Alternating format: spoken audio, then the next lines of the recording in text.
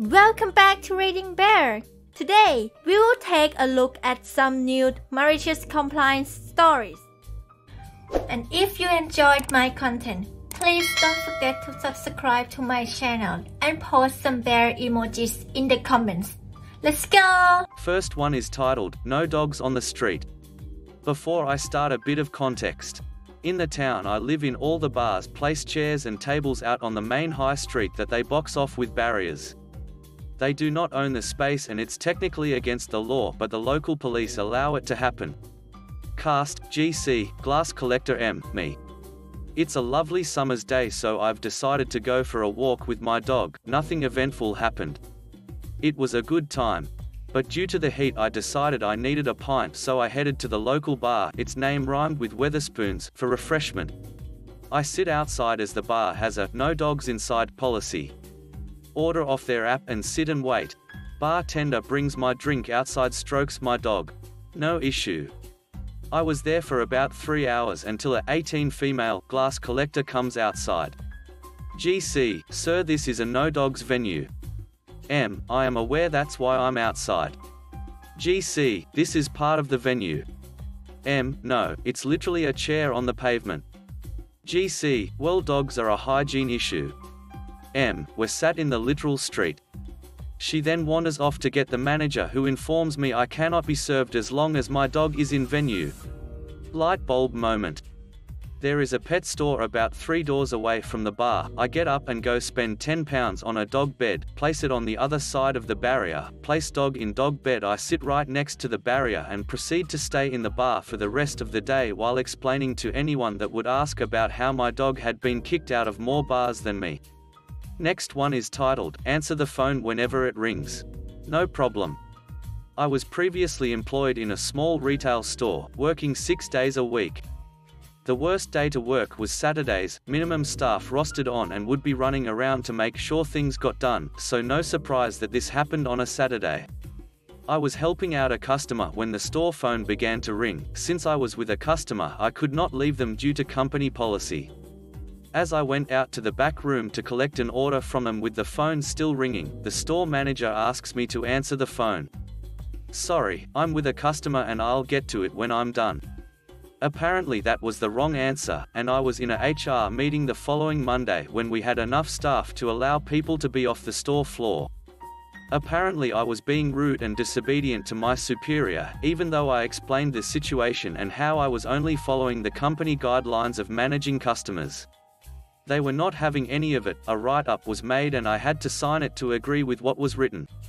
Now the write-up lists what incident occurred and what I am lent to do in the future. How I smiled internally after reading it through. The write-up mentioned that I was to go and answer the phone when I hear the phone ring, no matter what I was doing. I signed it and went on my way. You could probably guess what happened after that. No matter what task I was doing, I would always answer the phone while I was working. If I was helping a customer and the phone rang, I would just excuse myself and answer the phone, being sure to help out on the phone call as best as I could despite how long it would take. In the middle of unpacking orders or restocking shelves, as soon as that phone rang, I dropped everything to answer that phone. Eventually I found myself in another HR meeting regarding my performances. They had received some complaints from customers about how I abandoned them when I was in the middle of helping them. I asked to look at my file and pull out the write-up about answering the phones. This was what you wanted me to sign, and I am doing what was instructed that I agreed upon. Are you saying that what I am now doing, which is what I was not doing that caused that write-up, is also because for a write-up? I was excused from the meeting while the situation was discussed. The manager looked defeated as I was leaving. I was shortly invited back. There was no new write-up. The previous write-up would be amended to indicate this issue and I can go back to how I was previously working. Worked there for a while longer until I moved on to a similar job with better pay and shorter hours. That manager left not long after that due to similar situations with other staff. Next one is titled, Hey, nice running into you. Small world, right? Say, would you mind signing this receipt? Years ago I got an odd weekend call from a former co-worker, Keith. His parents were elderly and needed help, so he'd resigned to move home and help care for them. After some niceties about how the move went and how the kids were doing in Nowhere, Ohio, I finally got him to spit out why he'd called. Keith, see, Anne, his former boss, has gone scorched earth. She took my resignation personally and now she's making it impossible to return all the company equipment I have. Me, what do you mean, impossible? Keith, well, before the move I tried to set up a time to drop it at the office. Anne, through her secretary, told me that if I set foot on the property she'd have me trespassed. Me, ouch. Keith, so I FedExed it. 3 boxes cost me almost $300 with insurance. She refused delivery and they arrived back on my porch this morning. Me, Christ. The company normally pays for shipping for stuff like that, so I can set up a pickup if you like. Keith, she'll just refuse it again. What would be helpful is a copy of the employee manual. I have one, but it's in a box in the garage, and I email over a copy and Keith asks me an odd question, will any of our staff will be attending next week's convention in Cleveland? Me, well, if the calendar is right the VP of Sales, Irish, Terry from Marketing, and Anne are all going. Why? You trying to avoid them? Keith, oh, no. Just wanted a heads up, that's all. Enter Malicious Compliance. See, the employee manual said Keith had to return his equipment to his boss. It did not specify where, when, or how. Anne was furious when, on the first day of the convention, Keith strolled over to their booth with a hand truck and, after some chit-chat with the VP, asked her to sign a receipt for the 2 laptops, monitor, and fax machine. According to Irish Terry, the VP's presence was the only reason Anne's ensuing screaming fit didn't devolve into violence. Violence or no, her screaming on the convention floor was embarrassing enough to the VP that he sent Anne home early, with the 3 big boxes of Keith's returned stuff in tow. Next one is titled, Just Do Your Job and Shut Up. No problem. The software company I worked for got acquired.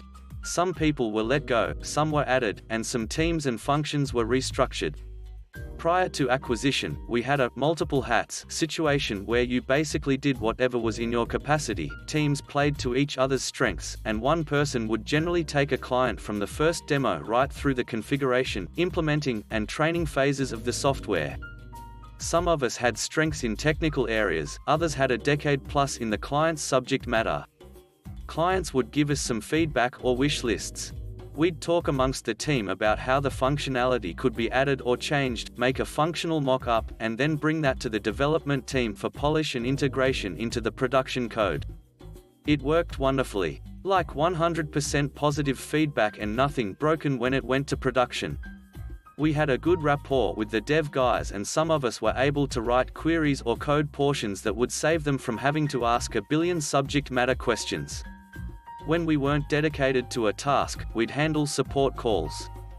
Clients would call up, receptionist learned who to pass things to based on clients and the nature of issues, and resolution was typically instantaneous unless the problem required research.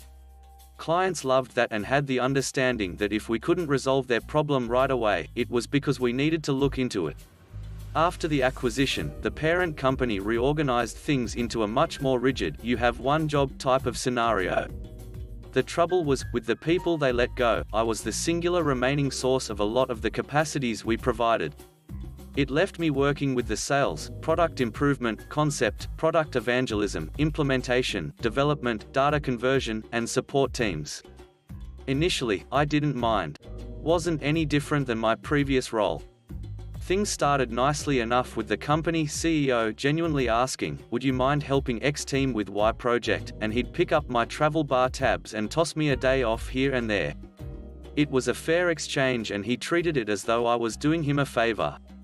But at some point all these other departments expected then demanded my time. Instead of people asking when I could help them on a project, I would just find time blocks added to my schedule for various things. A couple of times I was supposed to be chairing these meetings and having things prepared and no one even bothered to tell me. Around this same time, I noticed a lot of recommendations I made when asked for input were being overturned by people in new roles who had no idea what they were talking about. As in literally had no exposure to the subject matter and had never even seen the software, plus no programming, logic or database experience. So my input is demanded but also ignored. and this was causing more demands on my time when things were broken or didn't meet client expectation. Plus, the new dev team I was working with made every excuse not to act unless someone went and confirmed and fetched everything they needed. The external demands on my time had increased, and I had coincidentally hit a few walls with my actual job in that clients were unresponsive and couldn't get me the data or access I needed to complete tasks. But that didn't stop my boss from demanding documentation and results and documentation about the results. There was no such thing as waiting. It's your duty to call and harass the powerless client until whatever third party involved enables whatever we need.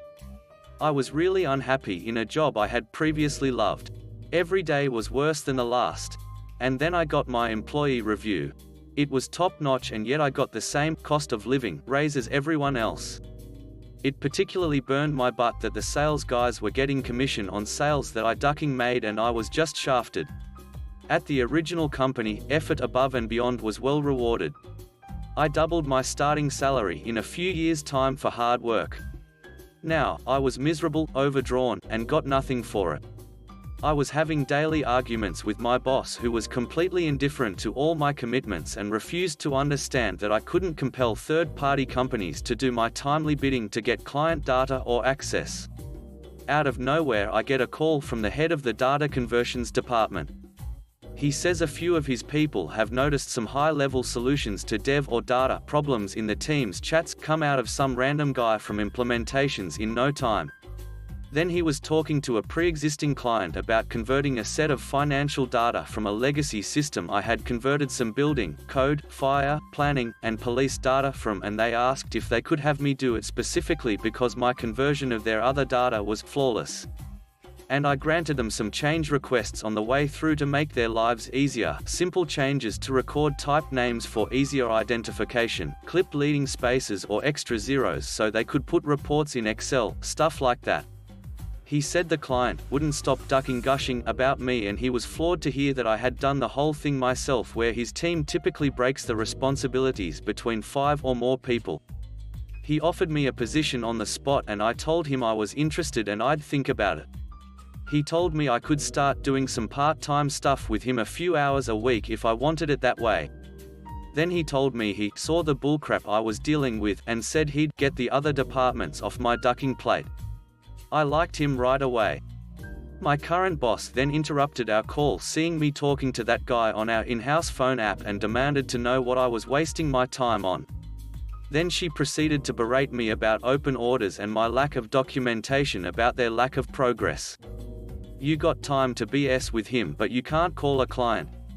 I tried to tell her for the millionth time about all the expectations from the other departments, the obligations they leave beyond their allotted timeframes, the inability I have to force other companies to do things for us no matter how many times I tell the client.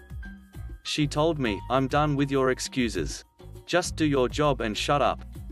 I called the conversions head right back and asked how soon I could transfer to his department full-time. He said, "Ducking, yesterday, man, this is such good news. I was just talking to assistant department manager and he about shit his pants when I said I think I got you part-time. Take the rest of the day off, have a beer to celebrate, I'll handle the transfer and we'll see you in the morning." And that was that. I did as my new boss commanded and had a beer to celebrate. A wave of relief came over me after months of tension. The following day I told the vampire departments and my previous boss in no uncertain terms that I was done helping them. It went unacknowledged and they continued adding things to my calendar. So I deleted them, did my job, and shut up. Things got ugly. I'm not super talented or anything, but I was literally the only person they had for a lot of things, and things went to crap. Most of it requires institutional knowledge I had spent years acquiring, so they couldn't even hire someone to do the things. And rather than come ask me for help, people made demands and attacks. And I got flat out belligerent about it. In an email with the CEO CCED, the support manager asked why I couldn't be bothered to help them anymore. I said, for the same reason you can't be bothered to clean the toilets or recable the building. Not my job. Previous boss told me to just do my job and shut up. Take it up with her. The sales evangelist guys tried to go over my head and asked my new boss if I could do some of their demos.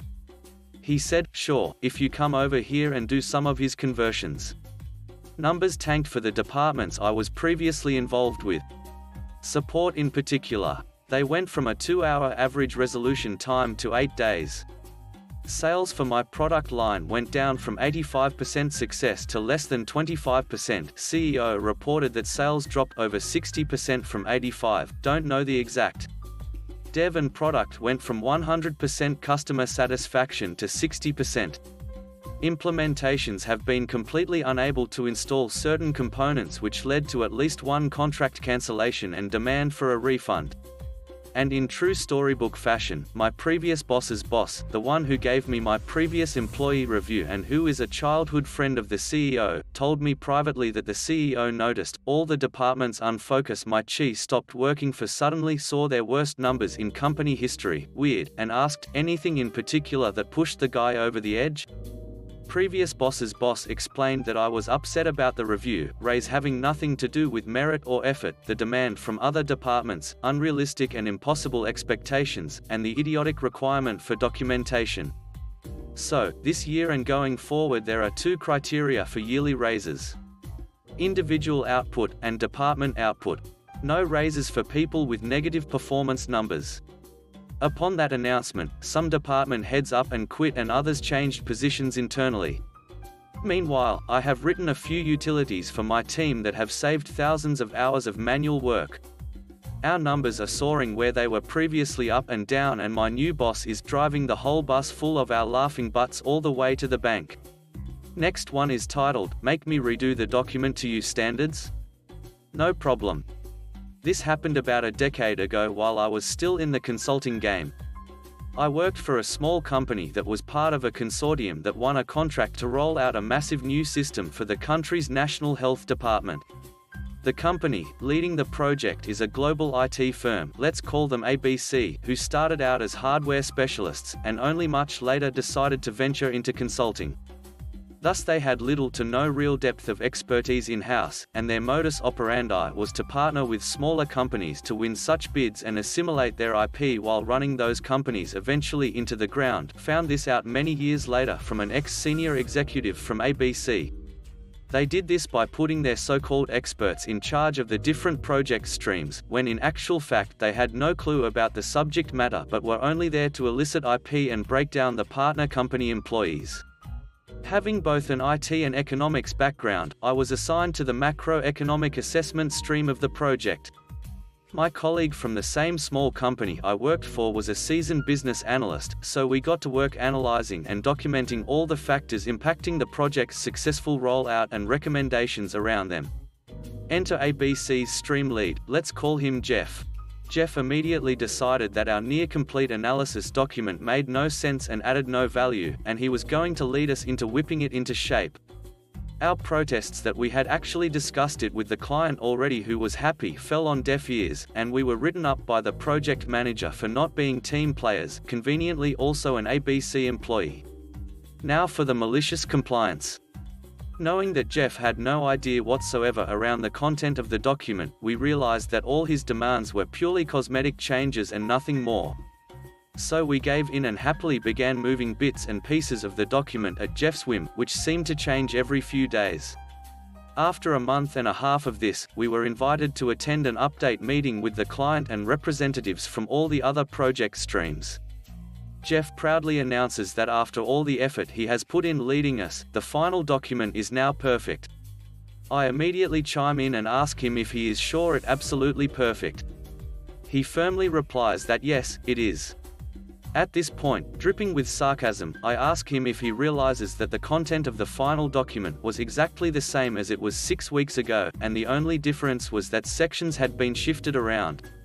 I then whip out my laptop with a full audit trail of all the changes made over the last 6 weeks and show it to the group. The entire boardroom erupts into laughter as Jeff goes beetroot red. He proceeds to storm out of the meeting and report me for insubordination to the project manager. But it was too late, he had become laughing stock and the client was demanding to know why 6 weeks were wasted on cosmetics when we could have been moving forward on the recommendations. Jeff was quickly reassigned to another ABC project to save face. Unfortunately, ABC's strategy was still successful and the small company I had been working for went out of business fairly soon after. However, all the colleagues I had been working with moved on the greener pastures, myself included, so there was a happy ending after all. I'm now out of the consulting field and am very glad to never have to deal with the likes of an ABC ever again. Last one is titled, I Took All of the Tools. This is an older story, I just remember it again. I was working as a cleaner, just do stuff person on a construction site, and the boss man, Bob, didn't like me because I was a young woman in a man's world. He was an old and embittered man. His life was so boring that he came 2 to 4 hours early in the site almost every morning, even when he had the day off. Other workers were nice to me, especially John, who is important to the story. John was a good man, nice, funny and kind. Example of that is when John took me under his wing, when Bob denied me to change my clothes anywhere else than his office. So John started to track when I came for work and kept Bob busy while I changed my clothes. But to the main story. This happened when the building was close to be finished. I was cleaning inside off that building when I heard Bob's voice. Bob, hey op, why this place is looking like this? Me looking around, like what? Bob, like this, here are tools all over the place. You should keep this place clean. Me, this is construction site, here are tools, and workers use them. What you want me to do? Collect them? Bob, yes. I need you to collect all tools that are not in use right now. Me, you want me to collect all tools? Those are not in use right now. Like take them to outside to the storage, so people need to walk there to get them again? Bob, what is your problem? Do what I say. Collect all of them and don't do else before that. Then Bob walked off. First I was mad, but then I thought why not? And so I started to collect all of them. You let go of your hammer to use circular saw? I took your hammer and walked to the outside. I even found wheelbarrow that I used to take even more tools at one trip. I took all of the tools to storage. I kept different subcontractors' tools to different piles so no tools were lost or mixed. One point John stopped me, very puzzled. What are you doing? We use these tools. Me, I know, I'm sorry that this makes things hard for you. But Bob told me to collect all of the tools that are not in use right now. So I do. John, why he would make you to do that? Me, I don't know. John, I go to talk to him. Soon John comes back. OHN, you didn't lie, Bob just told me to let you do your job. Me, well then I do my job. I took more tools to the storage.